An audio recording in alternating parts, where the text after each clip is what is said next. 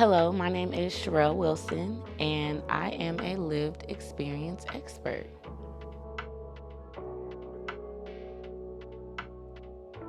A lived experience expert to me means someone who has been through these experiences, lived through the experience, and have some good advice, direction, wisdom that they can pull from that experience to kind of help with projects.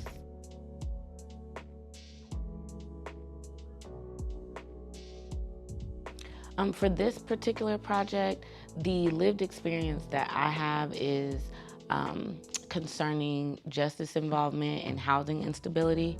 So for me, with my situation, I ended up getting a car and the registration was like $800.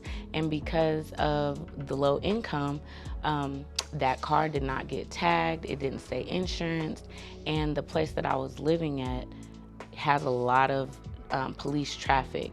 So, I ended up with like 11 tickets very quickly. And I already didn't have the income to pay for the registration. So as those tickets start to build up, court fees start to build up, the anxiety behind going and not having it and scared what the judge is gonna do, not going, ended up with warrants and all that, all over traffic violations.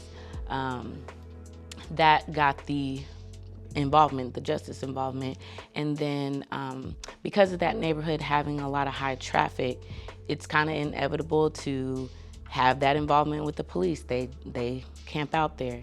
And then with the income, the housing instability, with that, there's not a lot of places that offer income-based programs. So if you don't make the income, you don't get the place, and there's not a lot of leniency there.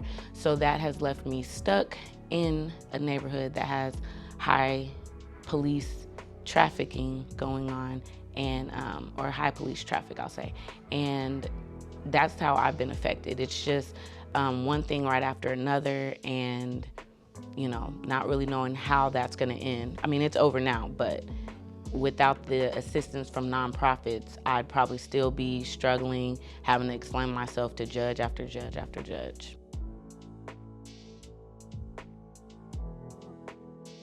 It can happen to anyone, and depending on where you live, that determines how much involvement and the leniency you'll get from the officers. Because in a different neighborhood where my mom stays and where I grew up at, I had never been pulled over, and I know that others that have, they'll get a warning or stuff like that. But in the neighborhood I'm in, they pretty much feel like they know that you're up to something, so they don't want to hear a lot that you say, and you can wind up just on that path very quickly. Like very quickly, you can have warrants out for your arrest, and if you got to take your children to school or you got to go to work, that's a risk you're taking for your life every single day. And there have been times where I was arrested and I'm in there, stressed out, thinking who's gonna pick up my children from school. And I've had officers even, threaten to call CPS because they know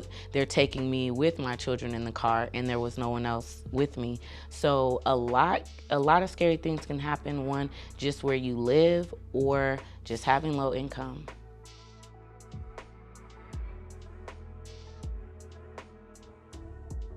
I was in there maybe 30 minutes to a few hours. So I never had to stay a night or like dress out or anything like that. I have a great support system that was like Johnny on the spot. So no, I didn't have to do much time, but the impact of the initial arrest, get out of your car, and I'm just trying to explain, like, sir, this is, I'm working with people to get these fees taken care of. We've already looked at how the DMV in other states, they have things for low income. They have programs and discounts and things that you can offer or get if you have low income. But here in Oklahoma, there's not. So, I had organizations, churches, and different things helping me out to do that. So I was trying to explain that to them. But again, where I live, they are used to a certain level of activity maybe, so they just are not really trained or open to hear what I'm sure they would think are excuses. They're not really here to hear that.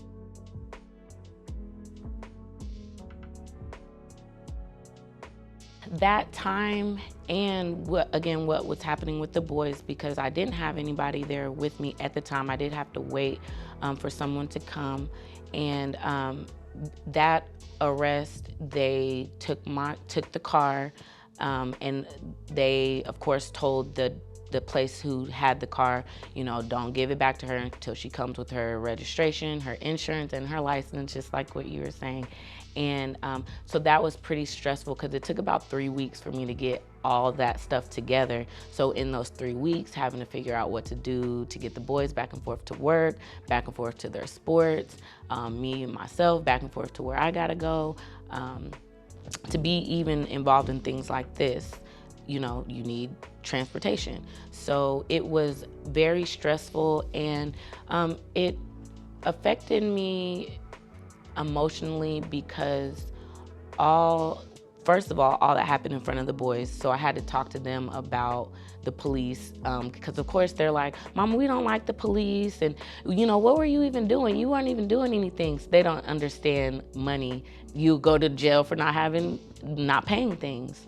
And so I had to explain that to them, that, you know, that's part of their job, not to get this feeling against police, even though I had a feeling against them. But I wanted to leave that open for them. And then again, just the stress behind realizing that all this is happening just because I couldn't pay something. And if I could get the funds, things would be better. It didn't have anything to do with how I grew up. It didn't have to do anything with the actual crime.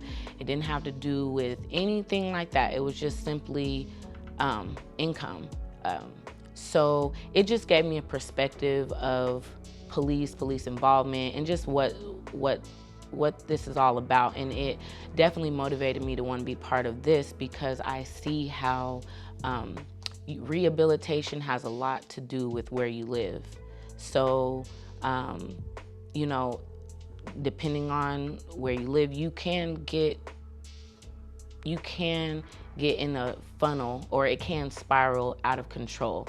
There's a lot of access to things. There's a lot of access to drugs in the neighborhood. So, you know, being part of this project, we get to say that. We get to speak on how some of these neighborhoods, it's just a dump of people with all different type of things going on, and there's not resources quickly available, and we're often punished for our situation when really we need help, not go to jail, because jail was not going to put a tag on my car, nor was it going to get me insurance or a license. I'm not sure what putting a warrant out for my arrest really does, taking my vehicle. None of that helps get those things for me. It may take me off the road, but I need to be on the road to do the things that the state wants you to do. Take your children to school, work, things like that. So it just gave me a different perspective.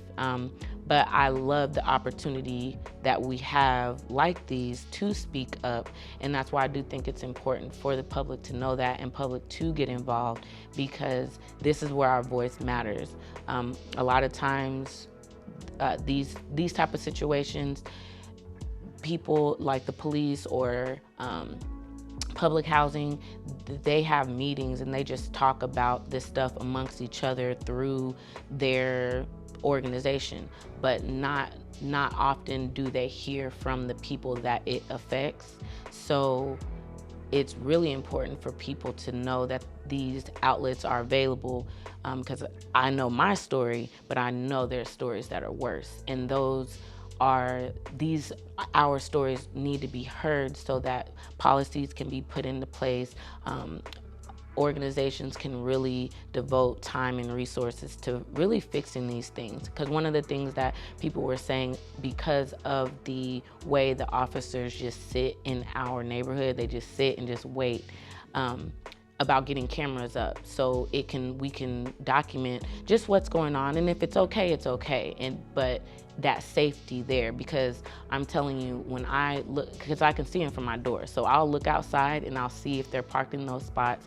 If they are, it will either make me want to go a different way, or if I really can't avoid it, because sometimes there's construction on the back, I do have to give myself a pep talk to get in my car and just drive past, because you don't know if they're gonna pull you over for no reason or a reason.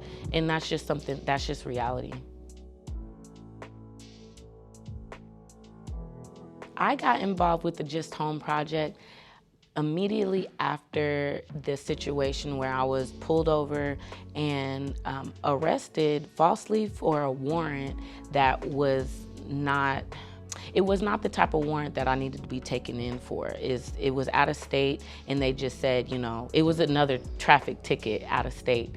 And but when I got pulled over that time, they were like, you're going to jail and we don't care anything you have to say. Well, the reason I was able to get out in 30 minutes is because while that situation was going on, I was reaching out to, I don't know if I can say who they are. Okay, Women's Justice Team. They are amazing. The Women's Justice Team, I was a client of theirs. And as this was happening, I'm texting my case manager like, they're about to take me to jail and I have the boys and they're gonna take my car. And I was telling her everything. And so I ended up getting in a car. A cousin of mine did show up to get the boys. So thankfully the boys were all right. They wouldn't let anybody else take my car, which I was like, why don't you just let somebody take my car? So it was just a whole thing. And what happened was the case managers, they were the ones that were looking for like this warrant, like, why is she getting arrested? They couldn't find a warrant. So because they couldn't find one, they talked to the jail, and I mean, I was out very quickly, but even in that 30 minutes, and it could have been 45, the jail did say like, you got out in record timing, like that was the fastest anybody has ever gotten out. I'm like, I'll take that record. But even during that time, just the stuff that I was introduced to, the people that were going in screaming and yelling and just all of that, it was a lot. But because of me being part of the Women's Justice Team and them not being able to find the warrant, they advocated for me. And I got to meet someone really high up in their organization who said, you know, we heard about what happened with the police. We are not happy about that.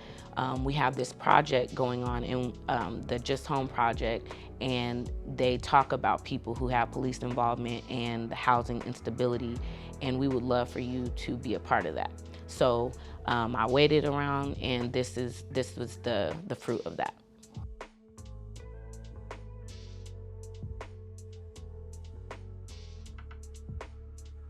The Just Home project is very beneficial because it is a beautiful combination of lived experience experts, which a lot of times can be looked at as subject matter experts, because we're experts in getting pulled over or knowing what it feels like to be on that side of the fence. And so being able to combine lived experience experts with people who have the resources to make things happen in the city, I love how this program really gets our voices to those people, because when we see the plan start to roll out, I can see like, that is actually something that I told them. That's actually something that we said. That was something that was said at the meeting when we were giving our experience. So one, it lets us know that people are listening to what the lived experience has to say, and two, they are implementing those things. So the fruit of the labor that comes from the Just Home project, the community can rest assured that it comes from the heart of people who really care and want to see different. So this program, Just Hope program, the community can expect to see some really great things and new innovative projects coming from this program.